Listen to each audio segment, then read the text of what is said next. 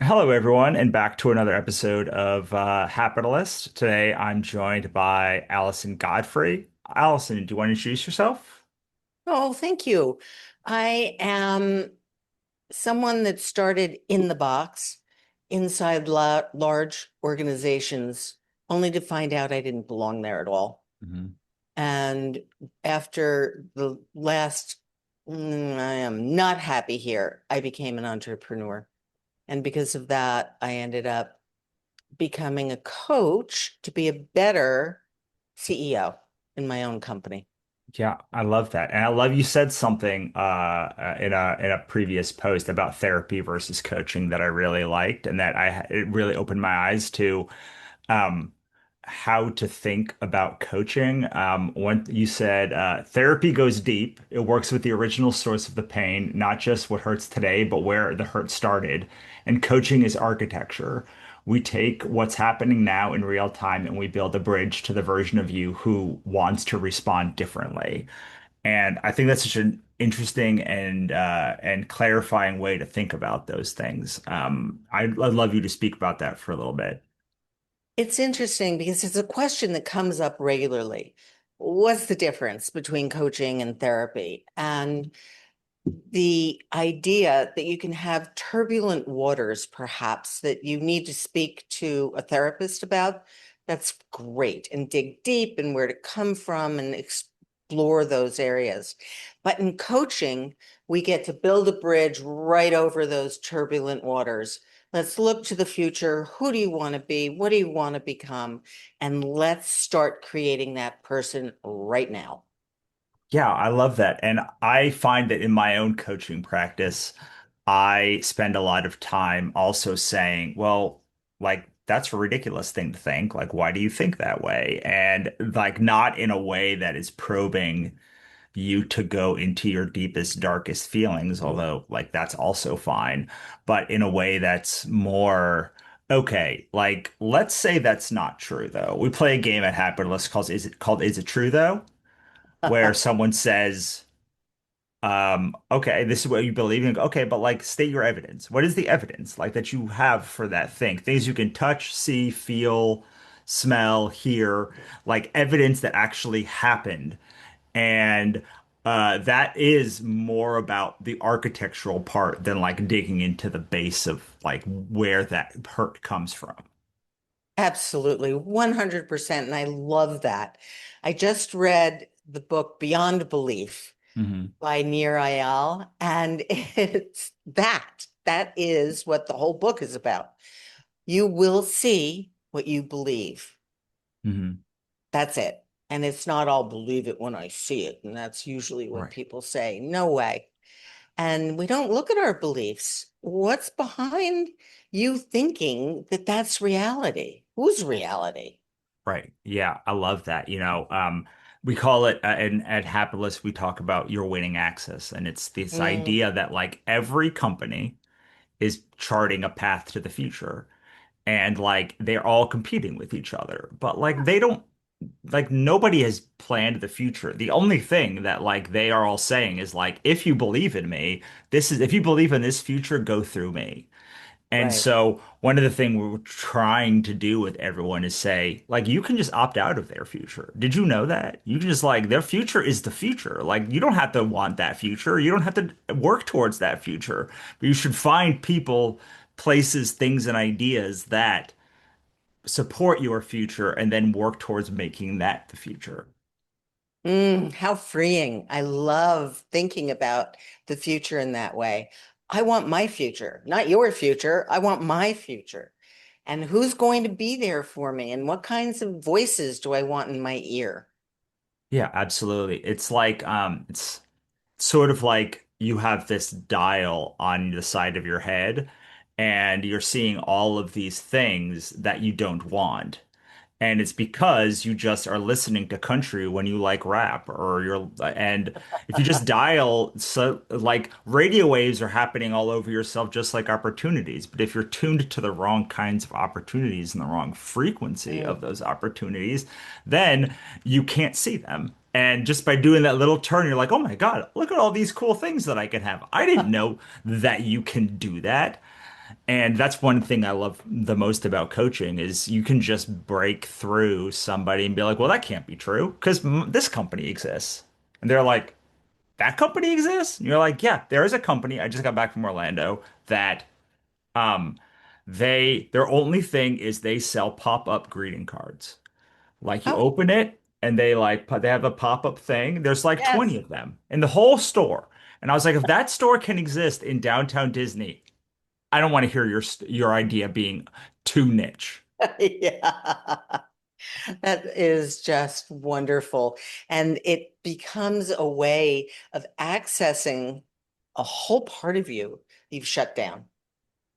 Yeah, absolutely. And often you don't even know you shut down because Mhm. no one's even asking you about this. So another thing that I saw that you say about coaching, and I know we're going to talk about a different thing, but I'm like really into like I'm trying to figure out how to get like my coaching practice to the next level. And so I've been thinking a lot about this. And so this other one really resonated with me, which is about like how you judge coaching.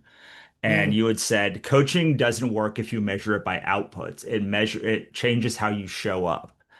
And I think it's so interesting because you don't, yeah, like if you have a good coach, the world completely shifts and you're just like things become easier that were hard.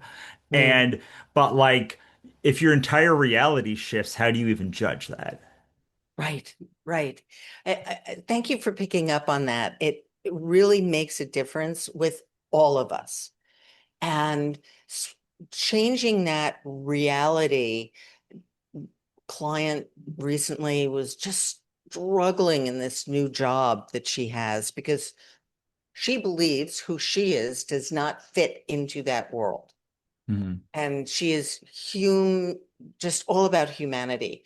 And this job, just these people at work just aren't that way. And so we started talking about, well, how do you need to show up at work then? And what she came away with, I'll be the lioness that will protect my team from that, but I will behave what is true to me with my team. And she came out joyful. It was lovely. And it was a reality where she hadn't seen it and she was ready to quit. Yeah, so there's like four ways that you can change a situation, right? There's you can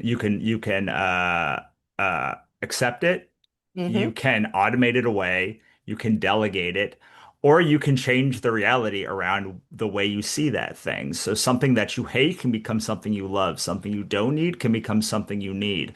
And so we live in this world where we spend a lot of time thinking about, well, just like accept the things that you can't change. But it's like, well, I mean, you can always change you.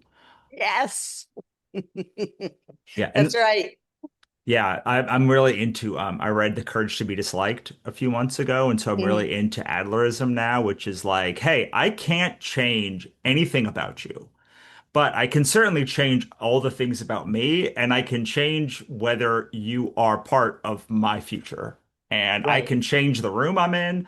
I can change the job I have. I can change the thing that I do. I can change all the things that I have control over. And hopefully that brings me in line with better humans and people that are Yes. more aligned with me. But like, I can't change you.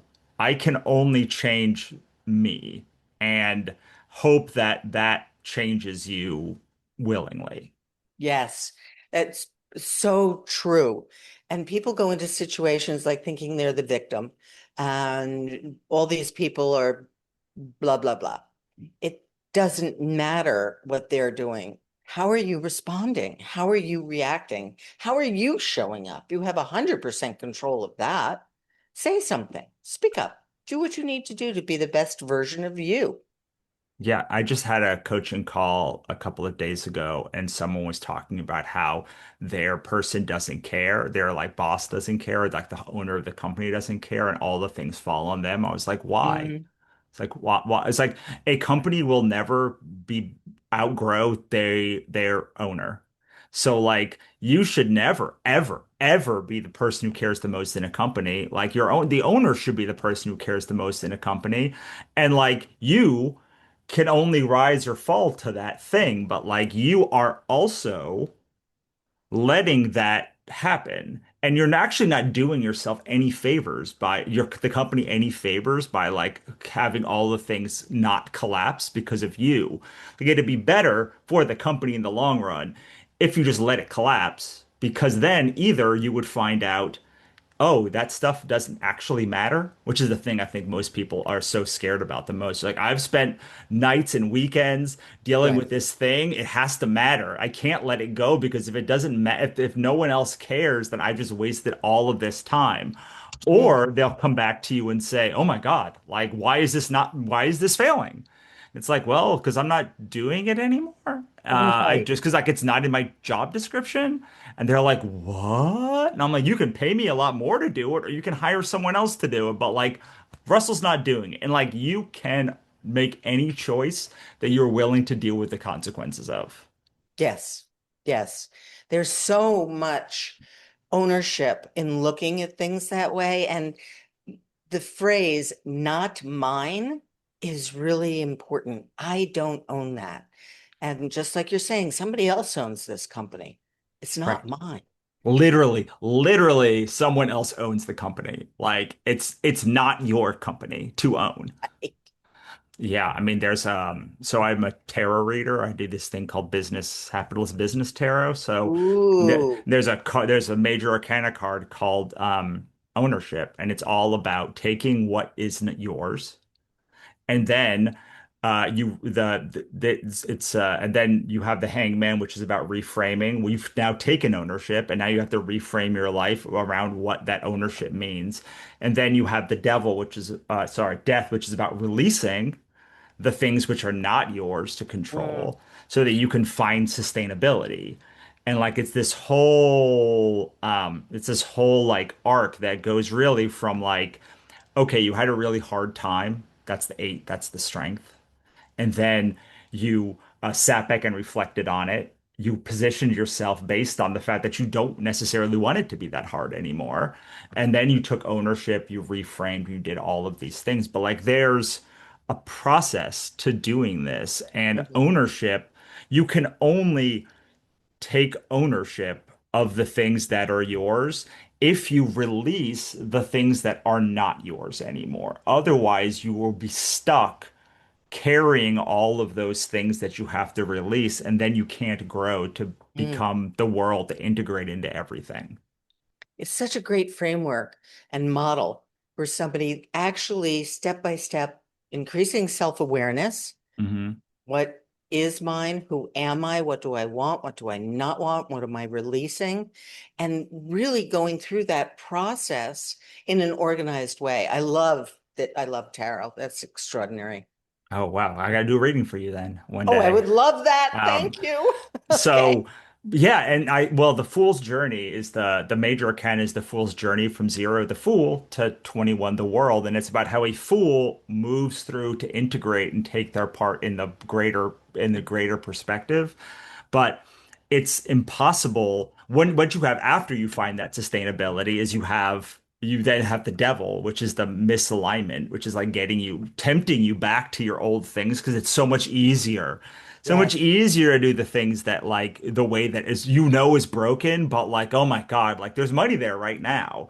And then you have to find that process of renewal of rebuild before you get to the part of renewal. And like there is an order. Like it's right there in the tarot that like you ha you will if you can get to the point where you can take ownership and then release, you will always be tempted.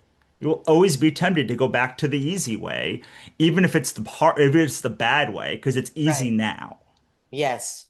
Yes. And you can hide there and avoiding that stretch zone of change is something that people just cling on to for Hmm. safety. And there's no question going through growth, there's some dark nights of the soul in there. Yeah. And it just is that way. Yeah. Oh, yeah. Well, my company's called Hapitalist. And so people are like, oh, it's so frivolous to be happy all the time. And I'm like, oh, you poor sweet summer child.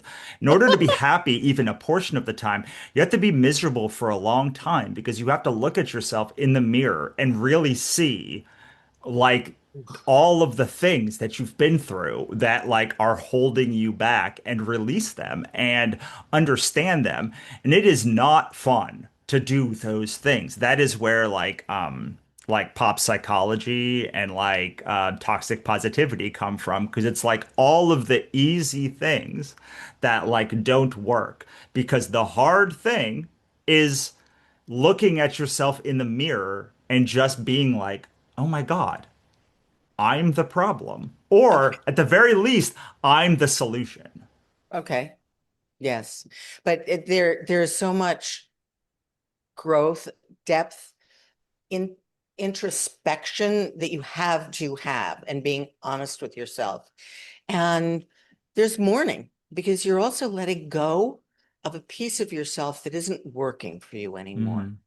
And yeah, you can be really sad about that.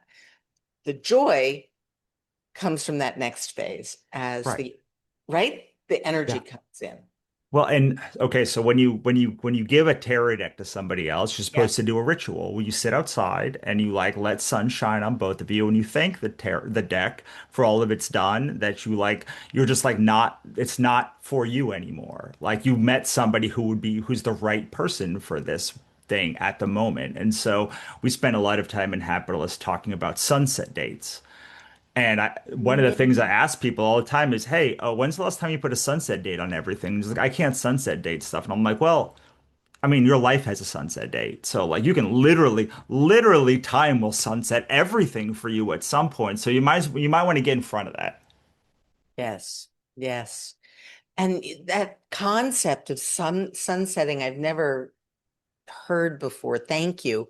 If you don't mind, I'll give you Yeah, credit, but I would love to use that. wonderful. And it's fantastic because that crosses all phases of life, all boundaries. It's work, it's home, it's friendship, it's everything. Right. Yeah, absolutely. And it allows you to then say, "Okay, so you don't like doing this part of your job. Like when can you stop doing it?" And they're like, never. And I'm like, okay, but like you have a finite number of projects that you promised to do. And so let's just say these were the last projects of this type that you were to ever do. When would they end? And they're like, I don't know, 6 months or another. Great. So I need you to say, Mr. Boss Human, these are things that I will do. I'm not gonna like stop, just drop anything. I'm gonna keep doing this thing. But on September 1st, once these things are off my plate, I'm not taking any more on. Mhm. And like people are so scared to do that, but it allows you to say, okay, I want to be the high achiever that I am. I want to not like abandon projects or do anything, and I'm going to handle every responsibility that I have right now. But what is my responsibility today is not my responsibility forever. And so trying to be kind to future you. Yeah. It's such an absolute way you can set boundaries Hmm. in a very kind way. There's plenty of time to get used to it. There's a transition time. I'm not abandoning you, Right. but after this point, I want this done and off my plate. And I will make sure whose ever plate you're putting it on, I help them. Right, absolutely. And you can say, look, I was talking to my friend the other day, and I was like, look, like your boss pays you like $50 an hour. Do you think that they want you to answer emails? They can get that done. Like you used to answer all of these things and do these customer support things 5 years ago when you first started at this company. But like now you are like a manager, like and a senior manager at that. Like, do you think that you sh like this is a bad use of your company's resources? Like, your boss should be thrilled if you're like, hey, all of these hours that I spend doing this task, which is, I don't want to say below me. It's not that it's below me. It's just like someone else can handle Right. that is like at a level where like this is a good task for them, but like this is not a good task for me. Like just like do the math. Like you're paying me $500 a week to answer emails. That's a ridiculous thing. You could hire somebody for like $3 an hour or like $10 an hour or $20 an hour, even $40 an hour to answer emails. And like there's better things that I can do with my time. Not that that task is not important, but like I have specialized in doing these things, and I should not be doing this class of thing anymore because you can get better value by having me do other things. Like that's both kind for you and kind for the company. Should Yeah. be at least. Oh, absolutely. Marianne Williamson wrote that famous poem that I don't remember the name of. However, it includes the concept of stepping into your light. Mhm. And that's how I see what you just said. If I step into my light and declare, this is what I can really handle, that only I can do right now, it allows somebody else to step into their light. Right. And maybe answering those emails for someone else is a stretch zone, and they'll learn from it and they'll grow from it. Give them the opportunity, get out of the way. Right. And Yeah. Yeah. it's Yeah. beautiful.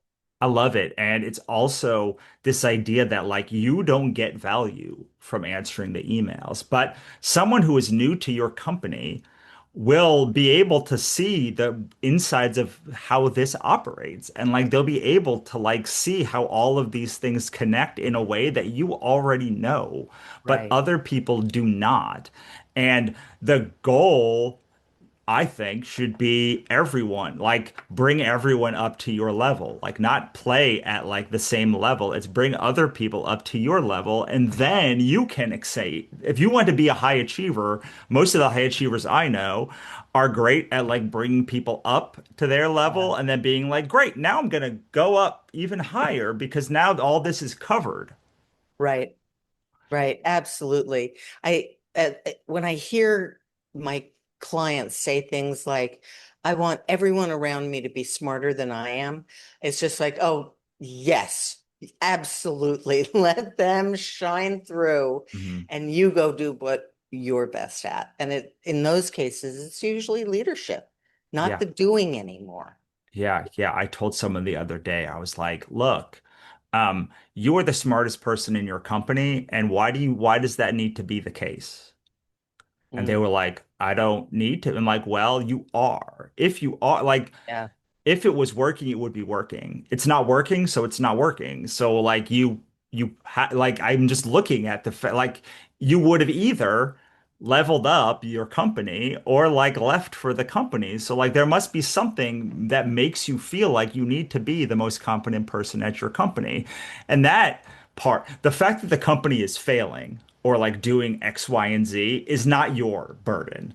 But your yeah, burden is understanding why you let like people be so mean to my friend. Like, why are you letting people to be so mean to my friend? I don't want them to be mean to my friend. And like that part is the burden. And if you deal with that part, then the rest of the part that's not your burden stops being so. You start saying, oh, that's me self-sabotaging myself again in the same way that I always do.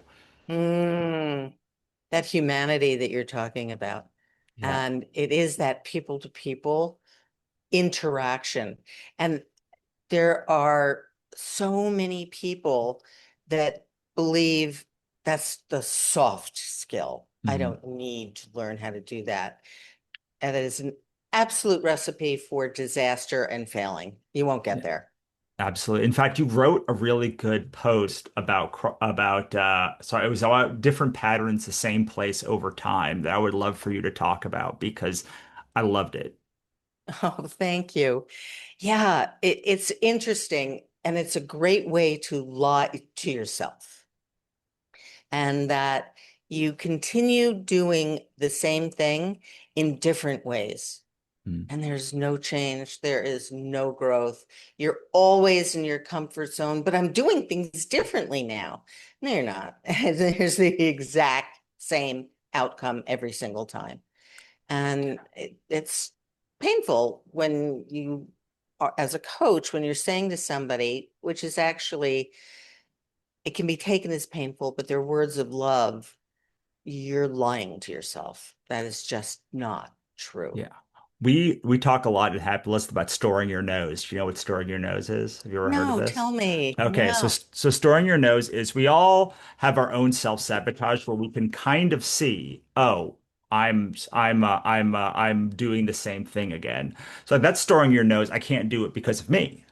But we Oh, also store those same no's in other people, in other places, in other things. So you say like, "Oh, I can't do it because my boss." And it's like, "Wait, did your boss tell you you can't do it? Or did you tell you you can't even talk to your boss about it? I can't do it because this event's coming up." Okay.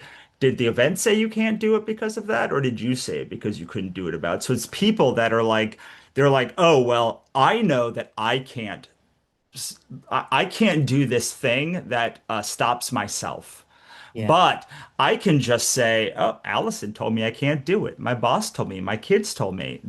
There are things that you can't do, but they're very small comparatively to the things that we say we can't do. Very. But I love that concept. Thank you. It's another one I will give you credit for and storing your nose. It's so useful when looking at yourself and the idea that there are things you can't do. Great. Know those things and Mhm. find somebody who loves doing them and Yeah. become partners, Yeah. work together. Right. That's the beauty of a partnership. Yeah, absolutely. Absolutely. Okay, so before we started this, I said, what did you want to make sure you talked about? And you said, I want to talk about Edgewalkers and Guardians and then other archetyping stuff. And I have like a billion archetyping systems that I part of Hapitalist, so I'm Ah, super excited. So tell me about Edgewalkers and Guardians and this whole thing. okay. It was Judy Neal came up with it, and she is this magnificent woman that was this great history. And she's got an Edgewalkers organization. And I became certified in that. And part of it is archetypes of change. And it's not telling you who you are, it reveals to you what lens you usually choose to look at the world through. So, Cool. Edgewalker. Ooh, okay. Shiny object, no fear. I'm going for it. Something new. What can we create? What are the possibilities? If you ever want to brainstorm, bring an edge walker in because they will have the ideas and love it. I'm guessing, but you're an edge walker. You're Yeah, out but there. like probably at the expense of the minute that something gets uninteresting or becomes or they figure it out, they run off to the next thing and leaving it behind. Because that's my version of self-sabotage. It's like, oh, this is easy now. I don't want it. I'm gonna go build an app or do some other thing. No, thank you so much. Judy calls that the shadow side. And for every positive strength, well, what can go wrong here? What can go wrong is you get close to the goal, but that's where implementation, that's where some of the mundane comes in. And the edge walker might go, see ya. Oh, I'm the off to where it's worst. more fun. It's the worst. Okay, what's next? What are the other ones? Well, the guardian also looks to the future. But the guardian is going to say, ooh, these are all the things that can go wrong, and we had better plan for it. Hmm. The shadow side of the guardian will go so far that they won't allow any change because it's all fear-based about what Hmm. could go wrong. But if you are an edge walker and you have a partner that's a guardian, you may not be able to work in the same room at the same time because you might want to kill each other. Hmm. However, you can respect what the other one brings to the table and get out of the way. Yeah. Do your thing. I always looked at Guardians as Eeyore. You Hmm. always say no.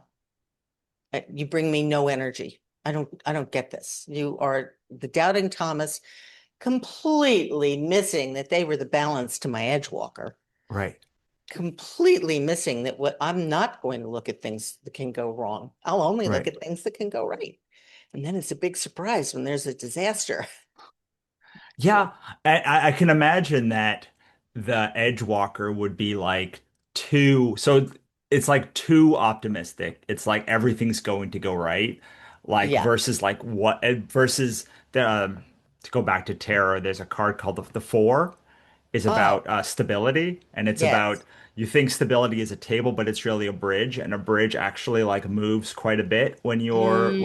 when you're with it. So it's one of those. Are you stability? If you are too rigid, it actually causes instability. Oh, Versus if you're yes. too chaotic, then it doesn't give you the ability to like actually get anything real done. Right. Right. It doesn't. And the best thing for an edge walker is to understand that you need extreme process Mhm. and you need ways to get things done and you need to ground yourself or else the outcome just is not going to be there. You won't be creating, you will be destroying Yeah, or giving away. I say chaosing. You're not like actually creating your chaosing. So like, and like chaosing is fun, but if you don't have the structures in place, then like you just get lost in it and and 6 months go by and you're like, wait, what happened to this year? Instead of saying, okay, like this is home. This is like Yeah. I'm putting my pin right here and I always know how to come back to it no matter where the chaos takes me. That groundedness is so lovely. And I- before bursting into this beautiful world of coaching and meeting people like you, I didn't understand or even know that these concepts could exist.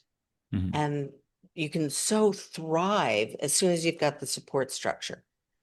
Yeah, absolutely. Like it just reminds me a lot of our happy compass, which is like how, so if you know you're a edge walker or a guardian, you still are, no matter who you are, you're bad at knowing how you like where your block is coming from. Right. Right. So it's like people are really bad at self-diagnosing their own block. And so they put the wrong block on what they're doing. If they think they're a guardian and they think they're an edge walker, they put they're like, oh, well, we call it the happy compass is HAPI. It's heart, which are project-based blocks, audience-based blocks, prioritization-based blocks, and income-based blocks. There are only Okay. really four blocks you're ever going to find. But like so often, what happens is you think you have an audience block and you really have an income block. And the way to Oh, solve an audience block is to lower your price and become more available. And the way you solve an income block is to become more exclusive and raise your price. And so you actually are like working against yourself and against your type by saying you like have yeah. by misdiagnosing yourself. And I'll bet there's a lot of that also with these like edge walker or guardian types where they instead of what they say in Enneagram is the thing that saves you is the thing that kills you. Hmm. Yes. Yes. And you brought it right back to self-awareness and who are you really? And intention is not the same thing as impact. Mhm. And if something's going wrong and you're not looking in the mirror with your own behavior, what are you doing in the situation? It's never going to get better. Yeah, and knowing what kind of person works well opposite you as well, I'll bet is like when I am on the phone and I like to go full force at things, and I'm like, you got to take this call because this person's gonna about to like hang up on me, and like I need this to work, and my wife is like, I need someone to actually get this done. So like you work between those two poles, and it's like on some level it's frustrating because we speak different languages, but like on the other hand, it's like if we can delegate the task properly to the person that is going to do the thing better, Yes. then like then you actually get more out of it. Yes, absolutely. One of the fun improvisational games you can play in business is looking at the different archetypes, giving someone a few sentences, and then say, how would you say these words if you were an edge walker? Mhm. How would you say these words if you're a guardian or a flame keeper? What would it look like? Whoa, whoa, whoa, there's more than those two. You got to keep going to the Yeah. other ones. I didn't know. I thought there was just two. Like, what are No, the there other are five. three? We've got Flamekeeper, and they're the people that want to keep the original values of the organization alive. Hmm. So they're really rooted in purpose and mission and values, and they have their moral compass that's very strong. By the way, you have some of everything. It's just it's not 100%, or Sure. it's you can have 90% of all of them. Um, the shadow side, though, is where dogma shows up about values, and this is the way it has to be, moral standards, and they can resist change in the name of purity.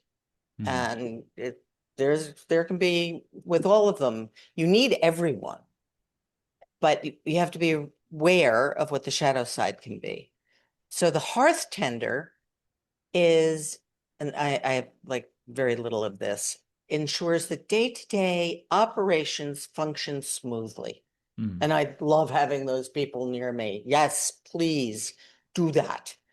Deeply service focused, not in the same way as coaching, not that kind of service focused, but they are oriented around serving someone else's need and Hmm. relationship building in that way. And they'll create cohesion in the office, trust, all those wonderful things, practical insight. However, that hearth tender can become so focused on tasks and details that they all of a sudden will become overloaded and fatigued, and they lose sight of the bigger picture, very narrow focus. And if they don't feel appreciated, they can easily disengage. That's it. And do you Yeah. want me to give you the Yeah, the last fifth one? one. Yeah, absolutely. I'm like sitting on the edge of my seat here. Okay. The next one is the placeholder. And the placeholder absolutely is there to provide stability and predictability within the organization. And you can imagine a placeholder around an edge walker where if it's not changing, it's not good enough. And the placeholder is no, no, we need to be stable. They are the absolute keeper of boundaries and prevent the organization from going over the edge. Hmm. And they come in naturally averse to change because they are extremely comfortable with routine.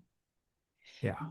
They provide stability, continuity, institutional memory, and they will protect the organization from really becoming reckless. Hmm. And they will ground decisions in lived experience within the context of the organization. Their shadow side is automatically resist change. That's not status quo, won't do it. Operate from fear and cynicism, and they will idealize the past and therefore disengage from the future. I can't tell you how many times, and I'm sure you've heard this a million times, people saying, oh, my old team was so wonderful. I just can't create that in my new job. And if you knew them when they were in their previous job, they were actually complaining about their team. Yeah. But now, now it was the best team ever. Yeah. And that's what it looks like when you've got somebody who's a powerful placeholder. Yeah, yeah, it's hard for me to hear those things because then I say, um, well, okay, like what was it about the was it you? Was it not you?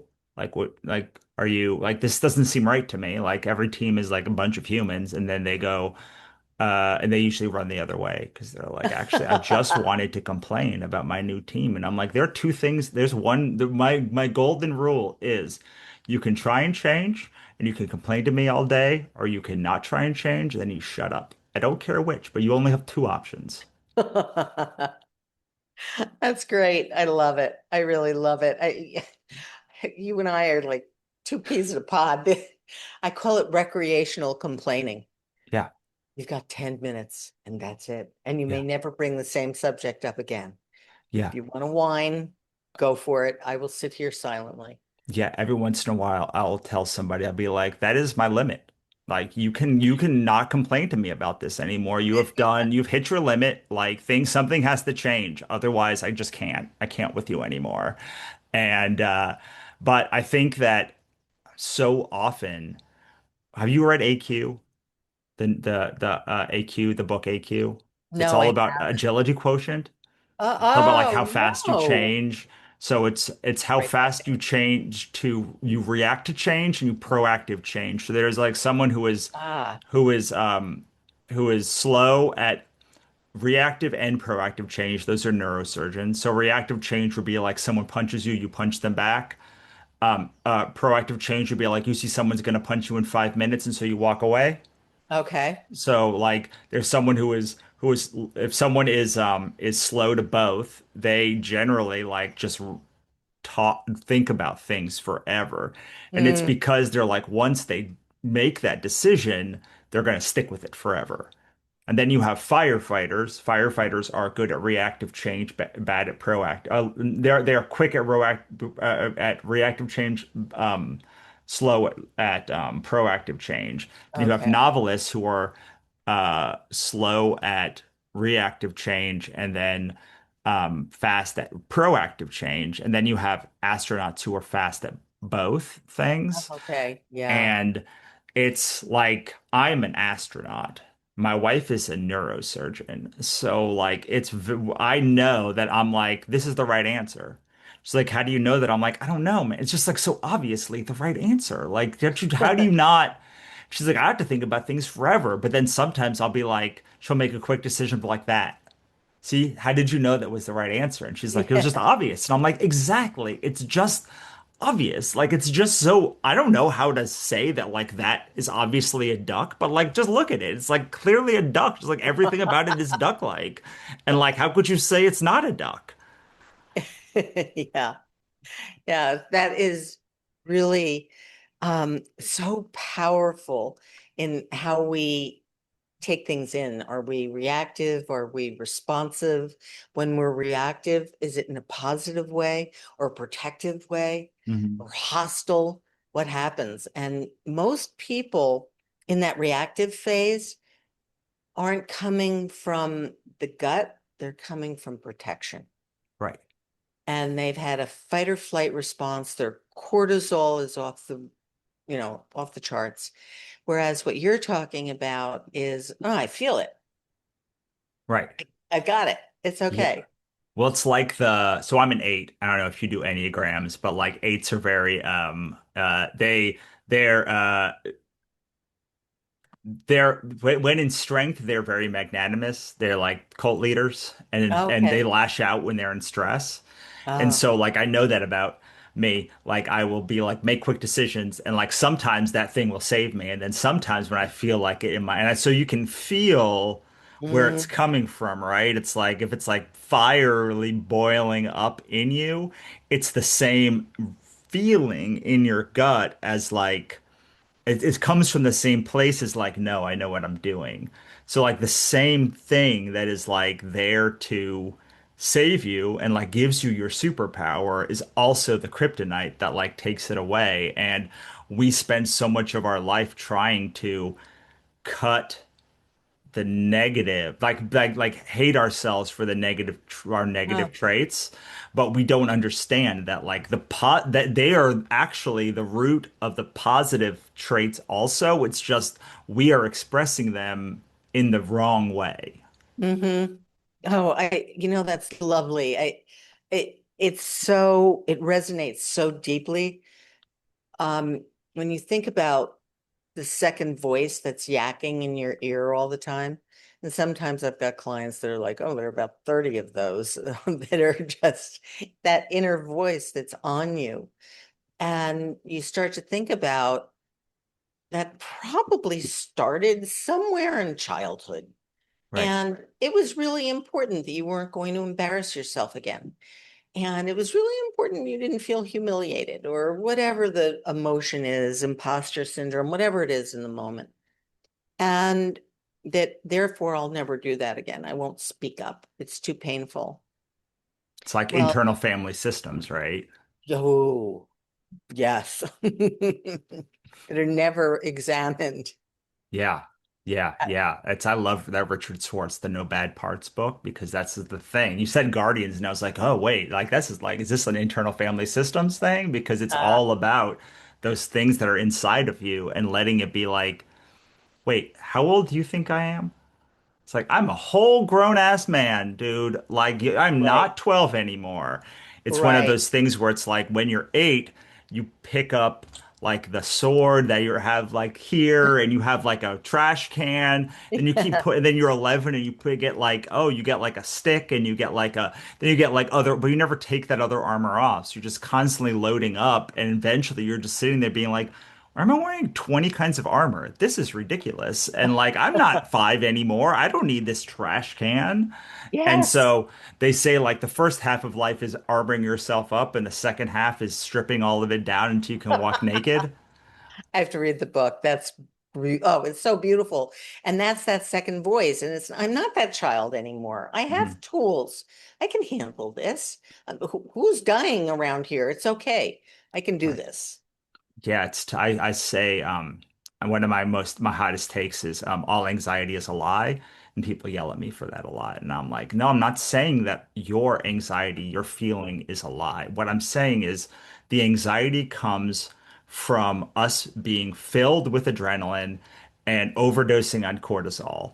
And that Yes. comes from tripping your central nervous system into your sympathetic response. And there's only one good legitimate reason to trip that response. It is when you're in immediate physical danger.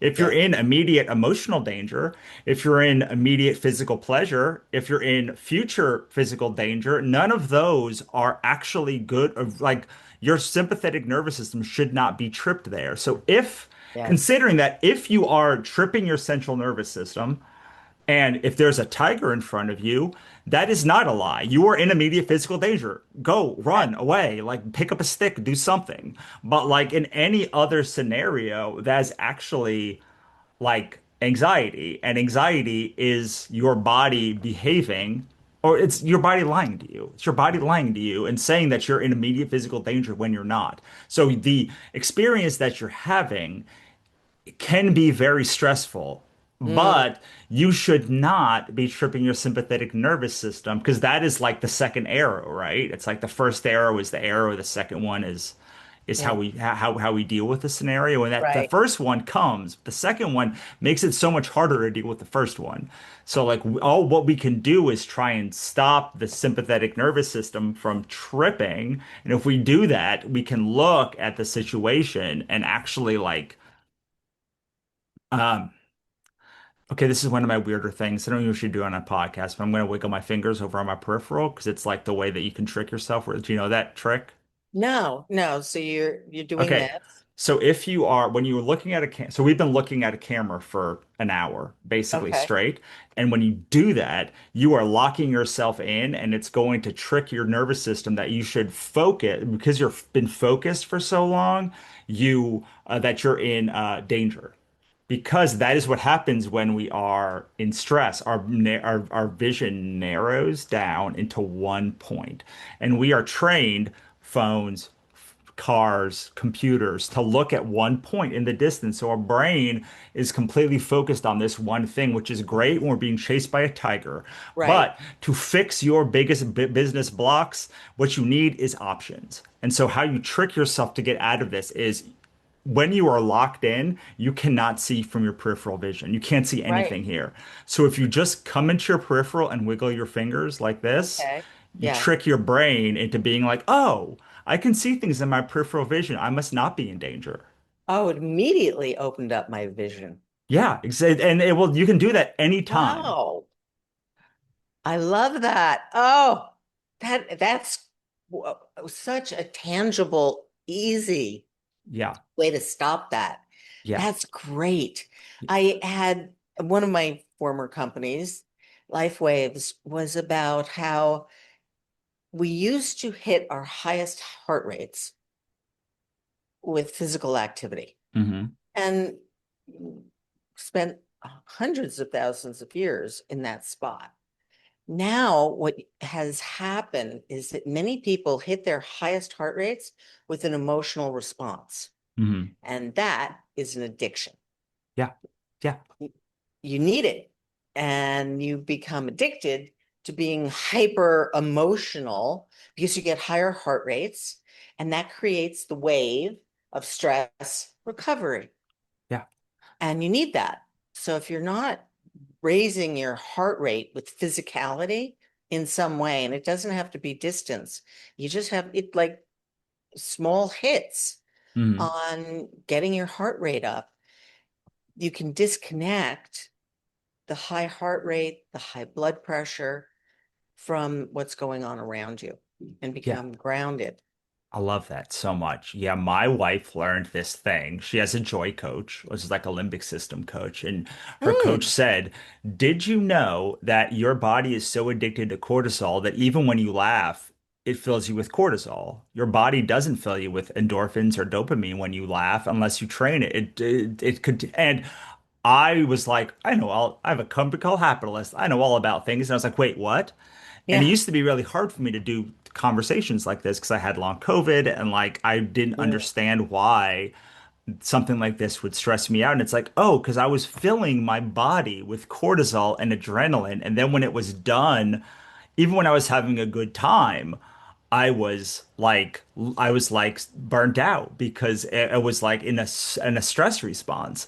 So it's not right. so yeah, not only that, which I love, but also just like our body is actually is addicted to cortisol. Like it is addicted to adrenaline. It is addicted to the idea that like I'm going to be able to do it at 3 a.m. before the night before the test. And it's like, my love, it may be normal, but normal is not healthy. And Mm, like my wife used to ask me all the time when she started this similar journey that I've been on. She's like, "Is it normal to do that?" And I was like, "Ah, it's not the right question because like normal is what everyone does. right. Everyone is super unhealthy. Normal is not healthy. We have to do the Yeah. thing that is actually healthy, which is not like working ourselves to the bone, even though everyone else on your team might be working themselves to the bone. It is actually 50 years now of data says like that is not how you have the best team. The best teams have 20 hours of productivity in them, and you can nurture those 20 hours, you get better results. I don't Mm, know. I don't know why. Like that's like mine is not to do or die. Mine is not the yeah. reason why. Mine is just to do or die. It's like we know that the average person has 20 productive hours in them. And so we could make them work for 80 hours, or we could try and make them work the best 20 hours that they can, or 40 hours, or whatever, and like protect that part of them that we know is the best way to work. Yes.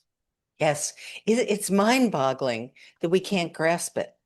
And there's so many benefits from a 4-day work week. Yeah. Back off. It really helps the quality of life. And productivity goes soaring. Yeah, absolutely. Like, and that's that focus, right? When you focus, all you see is the how to finish that task. When you step back a bit, you see, oh, why do I even need that tasks? This would be better if that's this person did it, or like if like we hired this company, or like maybe we can just abandon it altogether because it Right. doesn't. But like we are so I like to say people always come to me and they say I'm banging my head against a wall, and I'm like, my love, you're not supposed to break down that wall. Walls are supposed to exist. Did you know there's an alleyway? Did you know there's a door? Why are Yeah. you going through that window? Like windows are where burglars go. Like go find a door. Like you just because like if like God closes a door and opens a window, like they're trying to air out their house. They're not inviting you in. Like go and find a way Right. in or knock on the door. Like I don't know, but like banging your head against a wall is about the worst way to get into a building because the wall is going to win. Yes. Yes. What a great analogy. That is beautiful and so relatable. Yeah, go find a door. What are you what are you doing? Yeah, exactly. Okay, so we're about to end our time together, but I want to make sure that you get the last word. Is there anything that we covered that we missed in what you want to cover, or anything that you would like to say to people before we say goodbye? I would like to say, read everything that this man has written. Listen to these podcasts. He's brilliant. That's what I would like to say. It was such a pleasure meeting you. Oh, it's a pleasure meeting you too, and thank you so much. Where can we find you? The easiest place to find me is on LinkedIn. Okay, Alison amazing. Godfrey. I love it. All right. Thank you so much. Have a great Thank day. you. You too.